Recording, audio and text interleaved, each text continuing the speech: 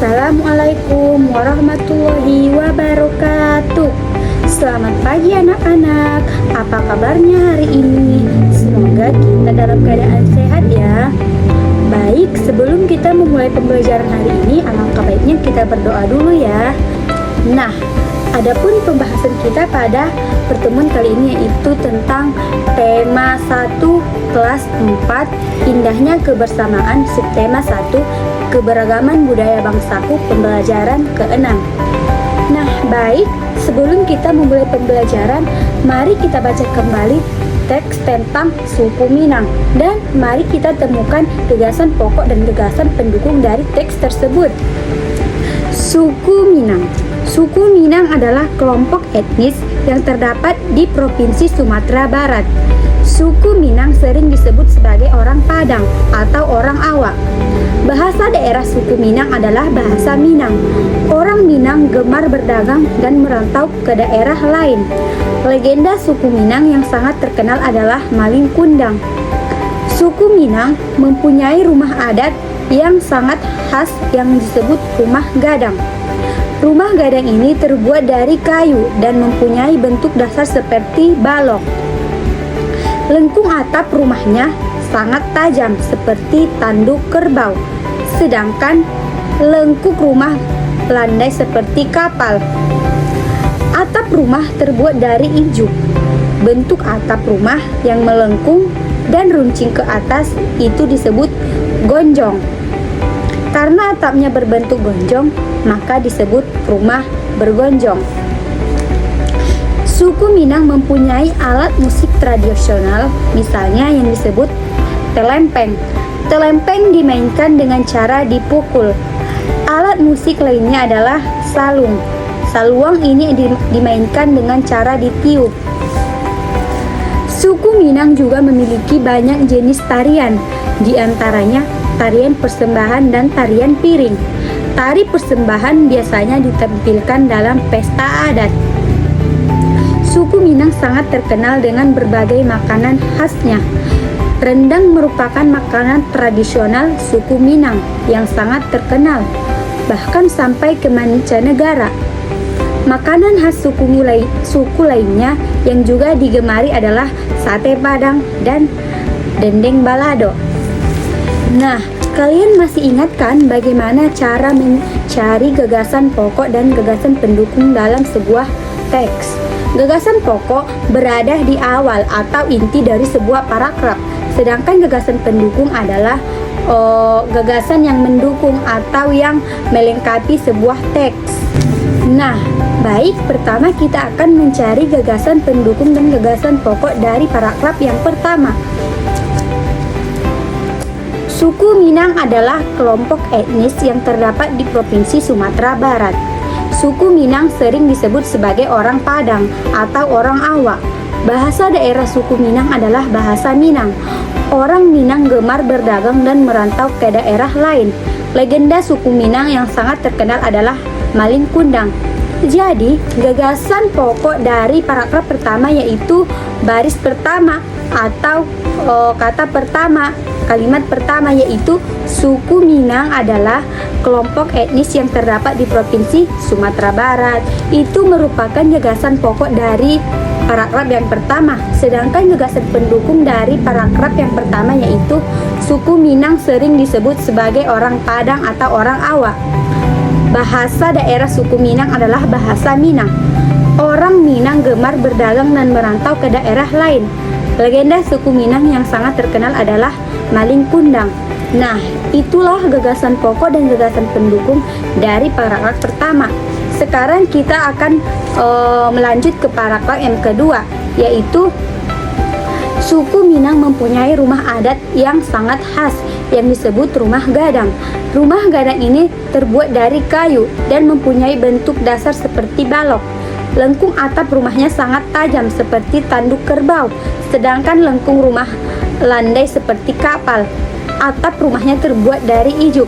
Bentuk atap rumah yang melengkung dan runcing ke atas itu disebut gonjong. Karena atapnya berbentuk gonjong, maka disebut rumah bergonjong. Nah, sedangkan gagasan pokok di paragraf kedua yaitu Suku Minang mempunyai rumah adat yang sangat khas yang disebut rumah gadang. Itu merupakan gagasan pokok dari paragraf yang kedua. Sedangkan gagasan pendukung dari paragraf yang kedua yaitu rumah gondong ini terbuat dari kayu dan mempunyai bentuk dasar seperti balok. Lengkung atap rumahnya sangat tajam seperti tanduk kerbau, sedangkan lengkung rumah landai seperti kapal. Atap rumah tersebut terbuat dari ijuk. Bentuk untuk atap rumah yang melengkung dan runcing ke atas itu disebut gonjong. Karena atapnya berbentuk gonjong maka disebut rumah bergonjong. Nah, itulah gagasan pendukung dari teks paragraf yang kedua. Baik, selanjutnya kita akan menentukan gagasan pokok dan gagasan pendukung dari paragraf ketiga. Suku Minang mempunyai alat musik tradisional Minang yang disebut telempeng. Telempeng dimainkan dengan cara dipukul. Alat musik lainnya adalah saluang. Saluang ini dimainkan dengan cara ditiup. Nah, gagasan pokok dari paragraf yang ketiga yaitu suku Minang mempunyai alat musik tradisional Minang yang disebut telempeng. Nah, itu merupakan gagasan pokok dari paragraf yang ketiga. Sedangkan gagasan pendukung dari paragraf yang ketiga yaitu telempeng dimainkan dengan cara dipukul. Alat musik lainnya adalah saluang. Saluang ini dimainkan dengan cara ditiup. Nah, selanjutnya kita akan mencari gagasan pokok dan gagasan pendukung dari paragraf yang keempat. Suku Minang juga memiliki banyak jenis tarian, di antaranya tarian persembahan dan tarian piring. Tari persembahan biasanya ditampilkan dalam pesta adat. Gagasan pokok dari paragraf yang keempat yaitu suku Minang juga memiliki banyak jenis tarian. Sedangkan gagasan pendukung dari paragraf yang keempat yaitu diantaranya tarian persembahan dan tarian piring. Tari persembahan biasanya ditampilkan dalam pesta adat. Nah, itulah gagasan pendukung dari paragraf yang keempat.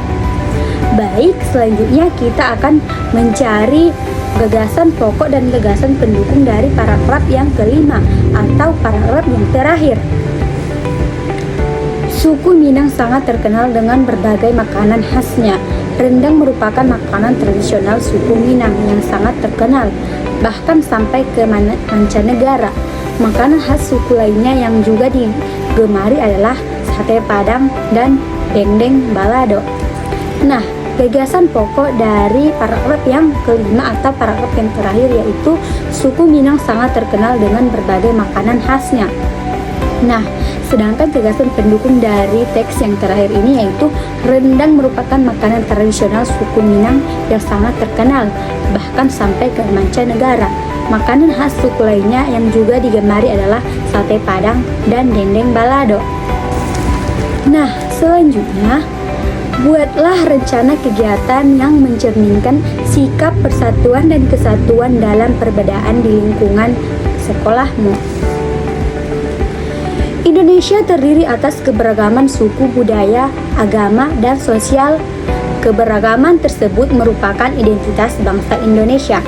Sebagai warga negara yang baik, kita harus menjaga persatuan dan kesatuan dalam perbedaan dan keberagaman tersebut. Sikap menghargai keberagaman contohnya sebagai berikut.